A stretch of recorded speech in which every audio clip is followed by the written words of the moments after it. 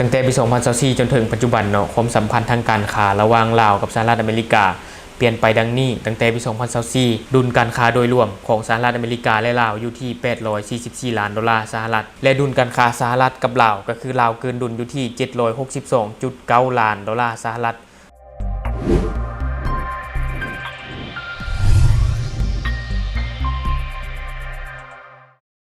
สวัสดีท่านผู้ชมกลับมาพบกับช่อง Talk the New และในมื้อนี้เองเราจะมาเว้าถึงเรื่องที่หลายประเทศจับตาเบิ่งและก็ให้ความสนใจเป็นอย่างยิ่งเนาะก็คือการขึ้นภาษีตอบโต้ของสหรัฐอเมริกาเนาะเฮ็ดให้มีหลายประเทศจับตาเบิ่งและก็ให้ความสนใจเป็นอย่างยิ่งเนาะทั้งในยุโรปและก็ในอาเซียนของเราว่า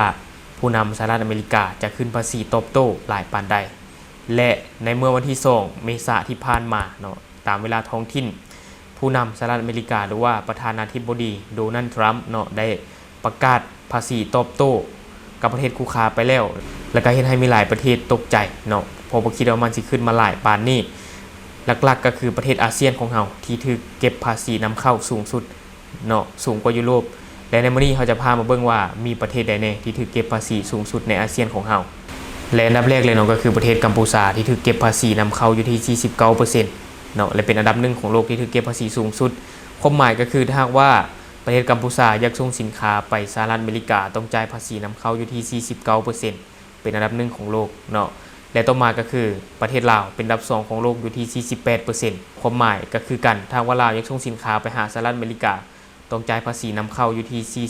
48%และต่อมาก็คือเวียดนามอยู่ที่ 44% และต่อมาก็คือไทยอยู่ที่ 36%และต่อมาอีกก็คืออินโดนีเซียอยู่ที่ 32%และต่อมาก็คือมาเลเซียอยู่ที่ 24% เนาะและต่อมาก็คือบรูไนอยู่ที่ 24% คือกันและต่อมาก็คือฟิลิปปินส์ 17% และต่อมาก็คือสิงคโปร์ที่ถูกเก็บภาษีนำเข้าอยู่ที่ 10% เนาะสิงคโปร์ถือว่าน้อยสุดแล้วถ้าเปรียบเทียบในประเทศแถบอาเซียนของเราและบัดนี้เนาะเขาจะมาเว้าวิเคราะห์เบิ่งว่าเป็นหยังลาวคือถูกเก็บภาษีสูงเป็นอันดับ2ของโลกเนาะมาจากสาเหตุใดหรือว่ามีปัจจัยใดที่เฮ็ดให้ลาวถูกเก็บภาษีสูงขนาดนี้เนาะและในมื้อนี้เองทางช่องจะมาวิเคราะห์ในมุมมองของทางเฮาให้เบิ่งว่ามันเป็นแบบใดถ้าผิดพลาดประการใดก็ขอโทษขออภัยเอาไว้ก่อนเนาะก็คือสาเหตุที่ลาวถูกเก็บภาษีสูงสุดเป็นอันดับ2ของโลกเนื่องมาจากว่าลาวเป็นฐานผลิตให้กับหลายๆประเทศก็คือจีนเวียดนามไทยที่ได้เข้ามาลงทุนแล้วก็ผลิตสินค้าส่งออกไปนอกประเทศเนาะก็คือลาวเป็นเพียงแค่ฐานการผลิตให้กับต่างประเทศซื่อๆที่จริงน่ะสินค้าที่ส่งออกไปบ่แม่นสินค้าของลาวดอกเป็นสินค้าของนักลงทุนต่างชาติที่ได้มาสร้างอุตสาหกรรมหรือว่าอันอย่างต่างๆเนาะเป็นผลิตสินค้าแล้วก็ส่งออกไปและบัดนี้เนาะเขาจะมาเบิ่งว่าในปี2024หา2025นี่สหรัฐอเมริกาคาดดุลการค้าให้ลาวไปเท่าใดตั้งแต่ปี 2024 จนถึงปัจจุบันเนาะความสัมพันธ์ทางการค้าระหว่างลาวกับสหรัฐอเมริกาเปลี่ยนไปดังนี้ตั้งแต่ปี 2024 ดุลการค้าโดยรวมของสหรัฐอเมริกาและลาวอยู่ที่ 844 ล้านดอลลาร์สหรัฐและสหรัฐส่งสินค้ามาหาลาวเนาะอยู่ที่ 40.4 ล้านดอลลาร์สหรัฐเนาะหรือว่าลดลง 12.7% จากปี 2023และต่อมาก็คือการนำเข้าของสหรัฐก็คือสปป.ลาวส่งสินค้าไปให้สหรัฐอเมริกาอยู่ที่ 803.3 ล้านดอลลาร์สหรัฐก็คือเพิ่มขึ้น 163% จากปี 2023และดุลการค้าสหรัฐกับลาวก็คือลาวเกินดุลอยู่ที่ 762.9 ล้านดอลลาร์สหรัฐเพิ่มขึ้น 94.4% จากปี 2023และในปี 2025เนาะก็คือเป็นข้อมูลล่าสุดในเดือนมกราหรือว่าเดือน1 2025ที่ผ่านมาเนาะการส่งออกของสหรัฐหรือว่าการที่สหรัฐส่งสินค้ามาหาลาวลดลง 43% จากเดือนมกราปี 2024หรือว่าเดือน1 2024ที่ผ่านมาและต่อมาก็คือเดือนกุมภาพันธ์เนาะลาวเกินดุลการค้ากับสหรัฐอยู่ที่310ล้านดอลลาร์สหรัฐโดยมีมูลค่าการส่งออกทั้งหมดแม่น925ล้านดอลลาร์สหรัฐก็คือเพิ่มขึ้น 42.3% จากเดือนมกรา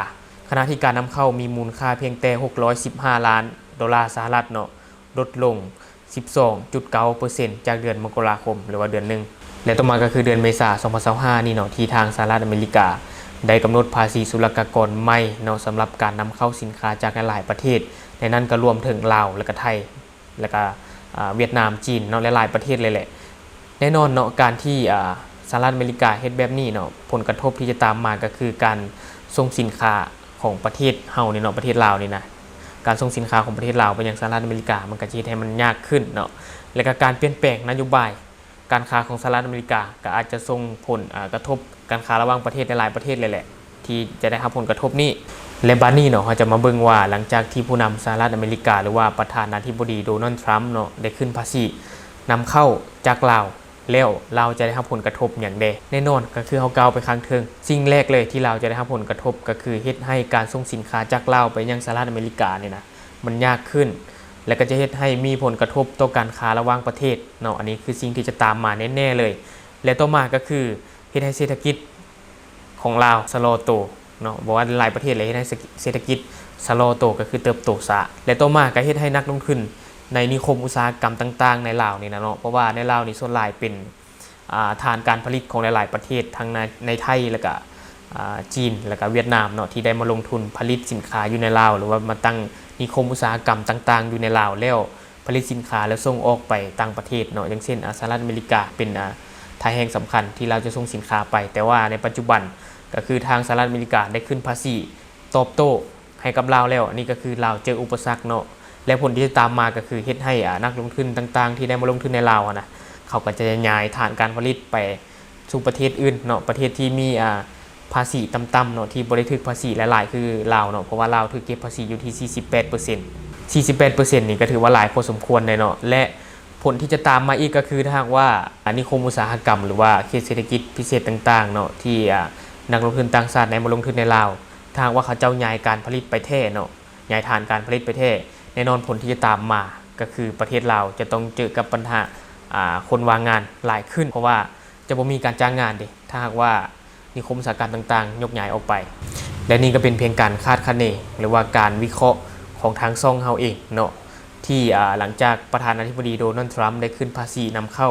จากลาวแล้วลาวจะได้รับผลกระทบอย่างใดอันนี้เฮาก็วิเคราะห์แล้วก็เว้าในมุมมองของเฮาไปเนาะแล้วเฮาก็มาติดตามเข้าไปพร้อมกันว่า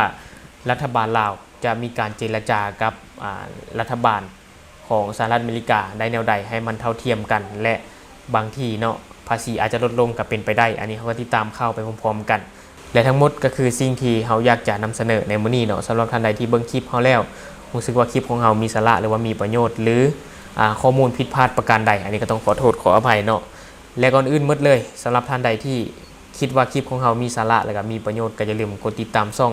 เพื่อเป็นกำลังใจให้เฮาได้ผลิตคลิปดีๆแบบนี้ออกมาเรื่อยๆหรือสำหรับท่านใดที่มีความคิดความเห็นอยากตำหนิติชมอยากประกอบส่วนข้อมูลเข้านำกันก็สามารถฝากไว้ได้ใต้คอมเมนต์ของเฮาและเฮาจะเข้าไปอ่านและก็ตอบแลกเปลี่ยนประสบการณ์นำกัน